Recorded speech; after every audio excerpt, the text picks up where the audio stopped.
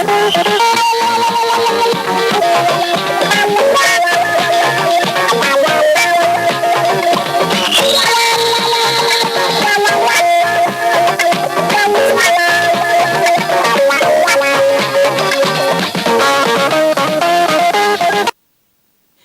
to have you join us on another edition of Newsline.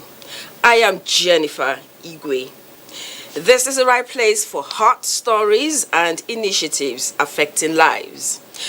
And with a lot of trends emerging every day with diverse ideologies that can sometimes be confusing, weird, and in some cases challenge our tradition, norms, and values, finding ways to preserve our cultural heritage is inevitable if we want our legacies and customs to transcend generations. Yes, the Kano people have an interesting way they are doing this. It is so interesting that we are showcasing it on Newsline today. You need to see it. We also have on a lineup an action that is certainly not part of our cultural heritage. We are highlighting it because of the need to create awareness. What would make a mother, after nurturing a pregnancy for 9 months and going through the maternity ward, decide to harm the baby or throw the child away? Creepy and weird. Our story on it is a must-watch. Still on creepy, imagine going to the hospital to get treatment for an ailment, only to discover one of your kidneys has mysteriously disappeared. Strange indeed. We have an update on the case, plus other thought-provoking stories and what brands are up to. But first, the news as usual, and Claire Adelabu Abdurazak in Abuja is ready. Claire, we're ready for the news. Right, Jennifer, thank you, and it's good to see you once again. Hello and welcome to our Abuja studios and to the news. President Bola Ahmed Tinubu has approved nomination of Dr. Jamila Bio Ibrahim to serve as Minister of Youth, pending her confirmation by the Senate of the Federal Republic of Nigeria. The President also approves the nomination of Ayodele Olawande to serve as Minister of State for Youth, pending his confirmation by the Senate of the Federal Republic of Nigeria. Dr. Jamila Bio Ibrahim is a young medical doctor and most recently served as the president of the Progressive Young Women Forum. She has also served as a senior special assistant to the Kwara State Governor on Sustainable Development Goals, SDGs. Mr. Ayodele Olawande, on the other hand, is a community development expert and youth leader in the governing All Progressives Congress, APC. He most recently served in the office of the Special Advisor to the President on Innovation from 2019 to 2023. President Tinubu charges the nominees to ensure that they consistently reflect the dynamism, innovative zeal, and unyielding productivity that are synonymous with young people of Nigeria as they discharge their duties respectively. And on the sidelines of the G77 Plus China Leaders Summit, the Minister of Agriculture and Food Security, Senator Abubakar Kyari, signed a memorandum of agreement on behalf of the federal government with Cuba on food security and agriculture advancement.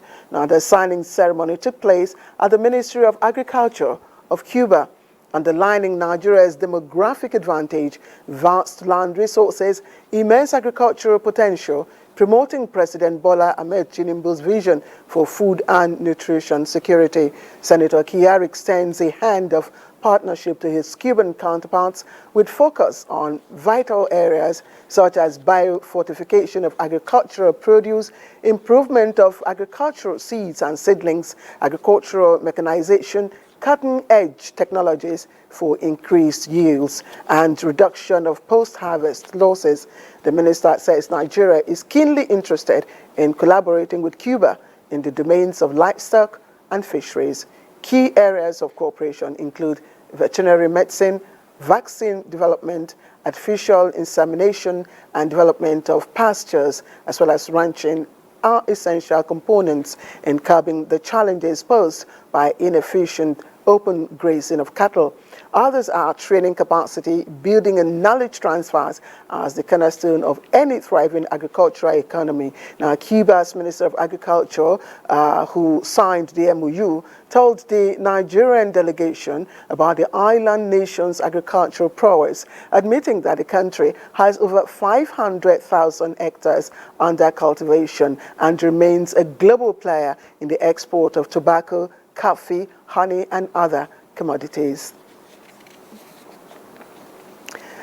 And back home, the National Agency for Food, Drugs and Administration and Control, NAFDAC, has restated its commitment to ridding the country of unwholesome food, harmful cosmetics, and other substandard regulated products with falsified NAFDAC registration numbers.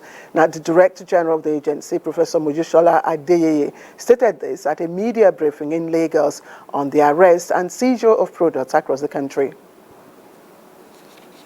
The Director General of NAFDAC narrating to newsmen how a syndicate who specializes in importing banned Crusader soaps containing mercury using forged custom documents to import the products into the country have been nabbed. She explained that acting on intelligence, men of the Investigation and Enforcement Directorate of the agency busted a warehouse located at the Trade Fair Market in Lagos, which was filled with banned imported soaps, 3 trailer loads of Crusader medicated and Mikako soaps, estimated at 1 billion naira. These products have found their way into various supermarkets and cosmetics shops with unsuspecting members of the public patronizing them. Similarly, the agency arrested a man in Niger State who produces adulterated yogurt using custard and other unwholesome and banned ingredients for the production. Although the man's company was initially given approval by NAFDAC to produce yogurt, the Director General said later findings revealed that the company was being used for a different purpose. For those companies that are in our pipeline, meaning their process is going through registration, and decide to make the product without approval, this is what happens.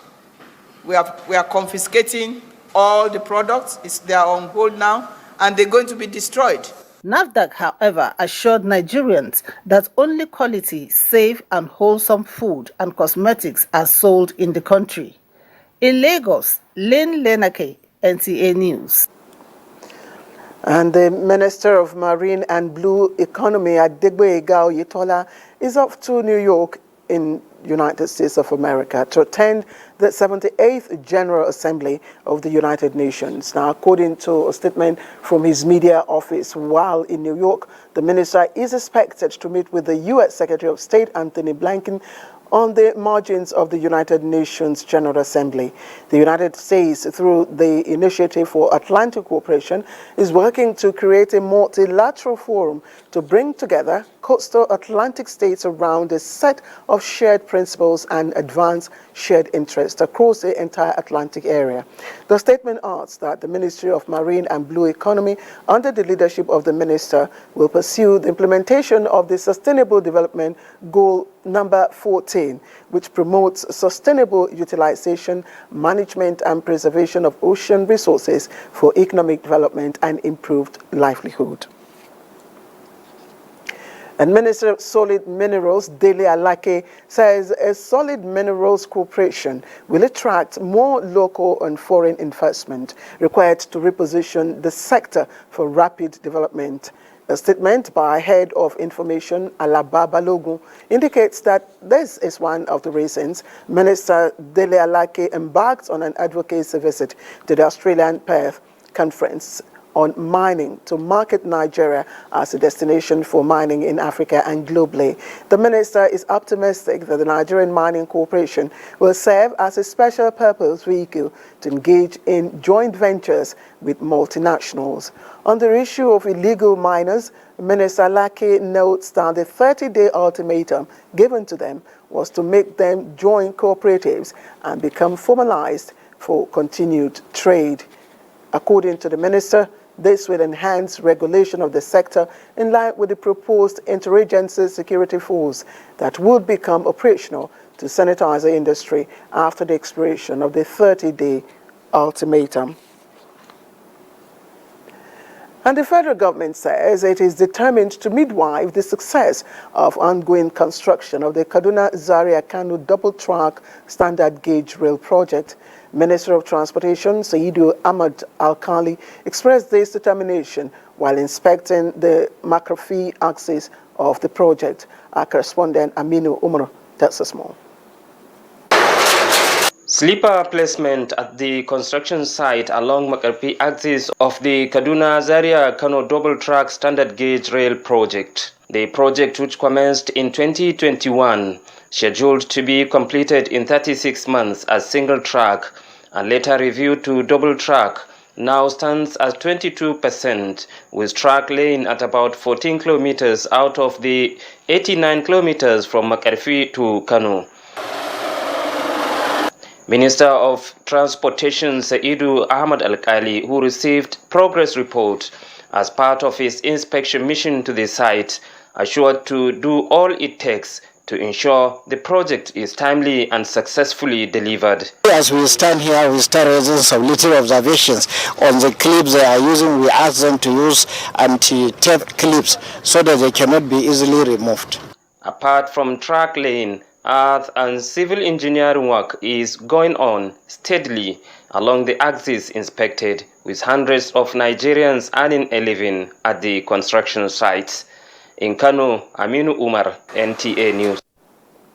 And collaboration among Ministry of Niger Delta Development Commission and all the state governors in the Niger Delta region is a tested recipe to fast-track development in that region. Now, those were the words of the Minister of Niger Delta Development, Abubakar Momo, during his familiarization and inspection of projects in Cross River State. And our correspondent, Paul Abel, was there. Having been sworn into office a few weeks ago, and with the passion to make a difference in the Niger Delta region, the minister is embarking on this visit to ascertain the projects undertaken by the ministry before implementation of policies. But the minister must first visit the Cross River State governor represented by his deputy, where they both agreed on the dilapidated nature of the East-West Road, Calabar-Uyo Road, and the needs to return the supervision of construction work to that of the Niger Delta development. Let us come together, all the ministers in the Niger Delta, the governors, and the political leaders. I believe if all this group of persons come together with one voice, there's no doubt, no way that this cannot be better than they are today. This Calabar Road, we have been crying about it for the past 7 to 8 years. It has been this bad, if I remember correctly. In fact, what you see today is even better because there were some remedial works that were being done in certain very bad area. With the courtesy call over, the minister and his entourage embarked on inspection to the 1.9 kilometer internal road project at Akamko community, where he also engaged the contractors on the unfinished part of the job. In Calabar, Paul Abel, NTA News. And the navies under the Multinational Maritime Coordination Center, Zone E, have resolved to strengthen security ties amid boosting capacity to keep the region's exclusive economic zone safe for legitimate trade to thrive at the conclusion of a regional operation codenamed Safe Domain 2 in Benin Republic. Now, the Navy has also agreed that persistent presence at sea is key to keeping criminals at bay. Our correspondent Michael Olaleye reports.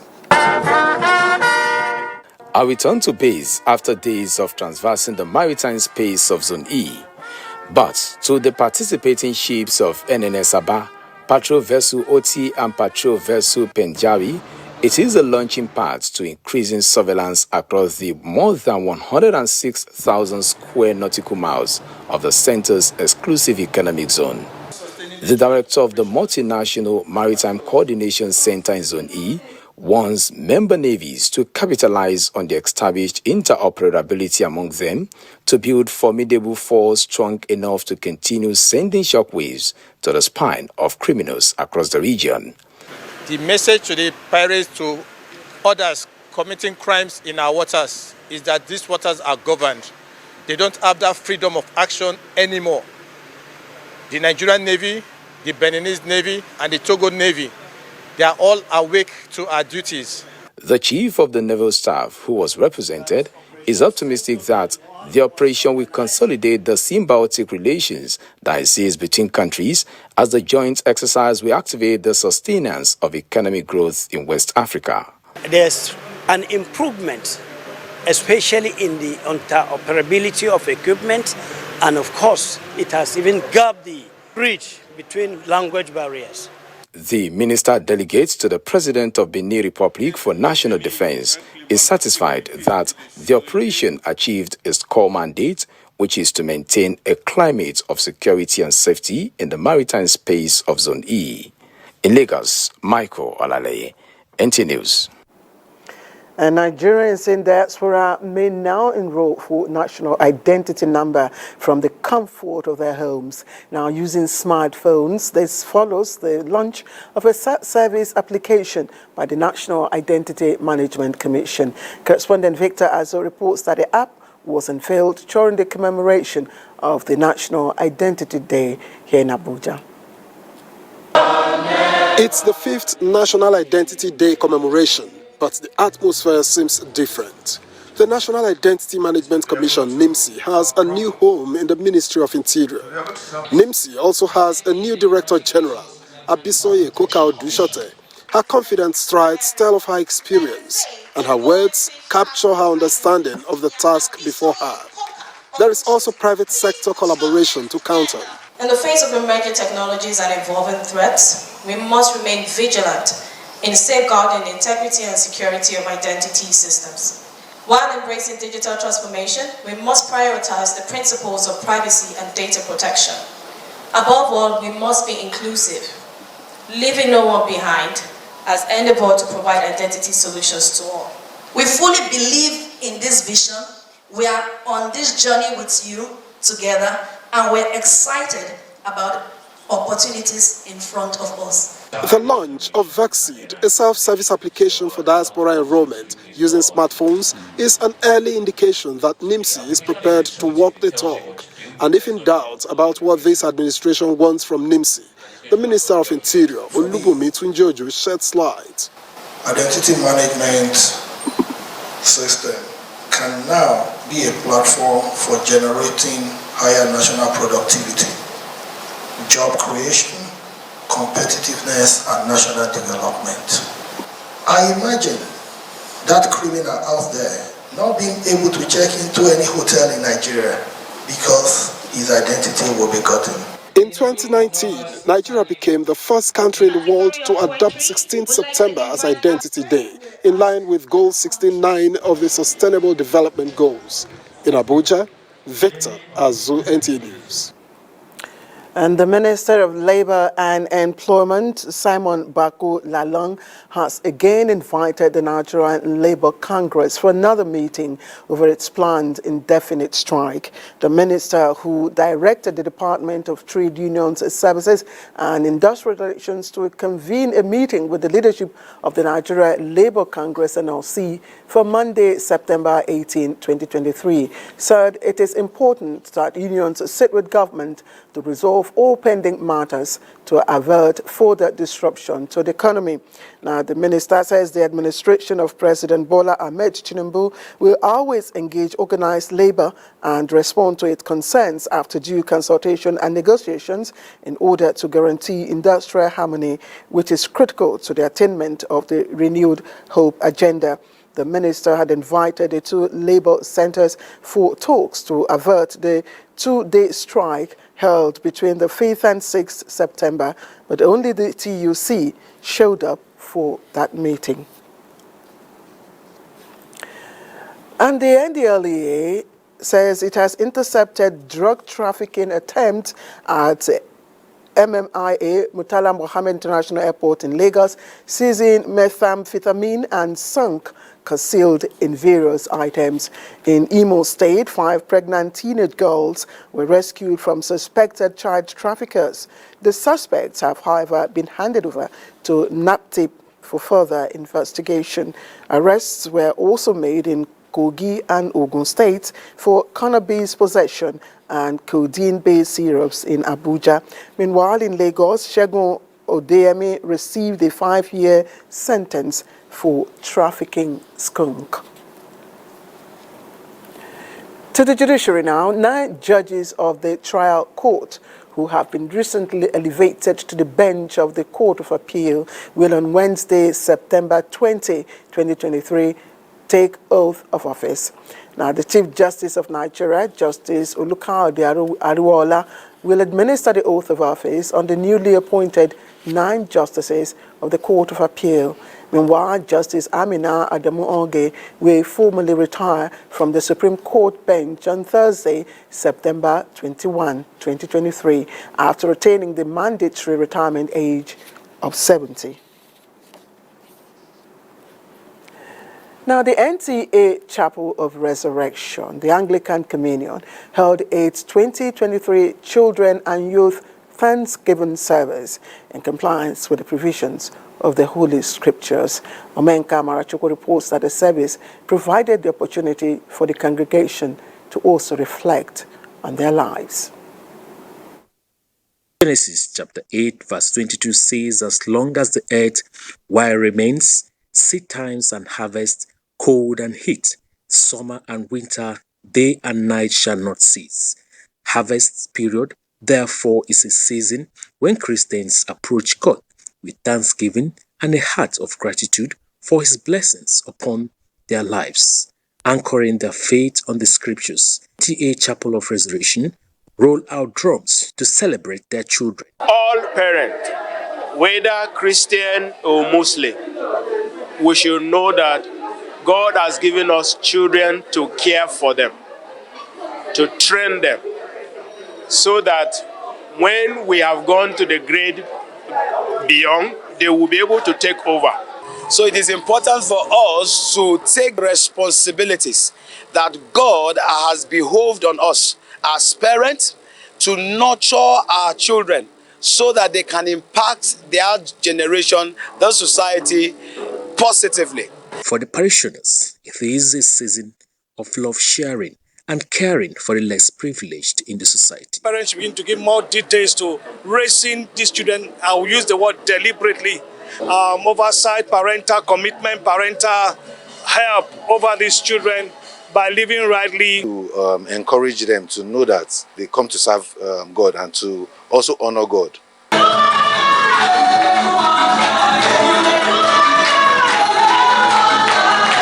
In Abuja, Umenka Marachukwu, NTA News. All right, now it would appear that 2023 is a record-breaking year for Nigerian, and I mean in all aspects. Now, the latest record breaker this year is a Nigerian teacher, John Obot from Uyo, Akwa Ibom State. He has unofficially broken the current 124-hour world records for longest marathon reading aloud by an individual. Now, the Akwa Ibom State-born teacher broke the Guinness World Records set by Isakov of Turkey and is now setting a new record of 145-hour of non-stop reading aloud. Now, the exercise is ongoing in Uyo, the Akwa Ibom State capital. It is expected to end at about 1 a.m. on Tuesday, when Mr. Obot would have completed his 145-hour reading aloud target. Remember also that one Tonye Solomon also broke a record recently. All right, congratulations to him in advance. Let's now take a look at sports update, and correspondent is Uche Mbedi. We begin with athletics as 2-time champion Tobiloba Amuson will contend in the stacked women's 100 meters hurdles final in the Diamond League Sunday night. The world record holder is looking forward to her 3rd consecutive Diamond League title with the race set for 10:05 p.m. Nigerian time. And now to football. Head coach of Bended Insurance, Monday Odigi, has expressed optimism that better result abroad is possible, adding that the performance of his team against RS Berkane in Benin City, which ended 2-2 draw, was his priority. He emphasized that playing well against a tactically disciplined and experienced Moroccan side, who won the CAF Confederations Cup last year, is enough consolation. Nothing, we go back and try to correct our mistakes and try to fight for the second game when we go over there. That's it. This is African champions competition. You don't expect teams to come easy. So you people need to understand and appreciate the level of performance of your team. The Benin Arsenal will be looking to advance the group stage as they go away to Morocco in the second leg of the CAF competition in September 29. And still on football, Bournemouth and Chelsea continue their poor start to the Premier League campaign with a goalless draw at the Vitality Stadium on Sunday. Meanwhile, Arsenal dug deep to secure a narrow but well-deserved win over struggling Everton at Goodison Park. The Gunners have always suffered away at Everton in recent years, losing on 4 of their last 5 visits. They took the advantage to break the deadlock through Trossard in the 69th minute. And finally, to boxing, as 3 Nigerian boxers of Cynthia Ogunsimilore, Joshua Delakpo and Olare Adams have secured qualification ticket to Paris 2024 Olympic Games after their triumphant feat at the African Olympic Boxing Qualifying Tournament in Dakar, Senegal. Cynthia won the gold medal in the women's 60 kg as Joshua Delakpo won in the men's 57 kg category, both with a 5-0 scoreline and judges' unanimous decision. Olare Adams defeated his opponent via a split win in the men's 92 kg category to grab Nigerian's third qualification to Paris 2024. With sports update, Oche Mbede, NTA News. Thank you, Chair. Now let's join Sefiat for our weather advice. Come to Monday's weather forecast. Stability is expected over most parts of the country, though we have prospect of morning thunderstorms and rains across the coastal parts of the country, as well as parts of Ogun, Niger, Taraba, and slim prospect across parts of the FCT. Elsewhere, cloudy atmosphere with sunny spells are expected. By afternoon, we expect increased cloudiness, giving chances of thunderstorms across parts of Adama, Taraba, Bauchi, Kaduna, Plateau, Nasarawa, FCT, and Benue. Rains and thunderstorms should also prevail across most parts of the southern region. I'm Sefia Asenyinusa. Thank you for watching.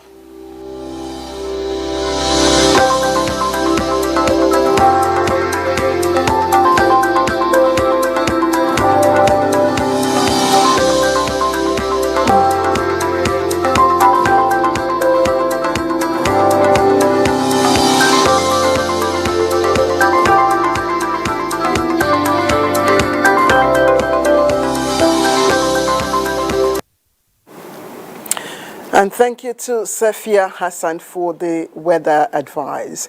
And that ends the news from our Abuja studios. Please don't go away. Grab your cups for what Jennifer Igwe is having tonight.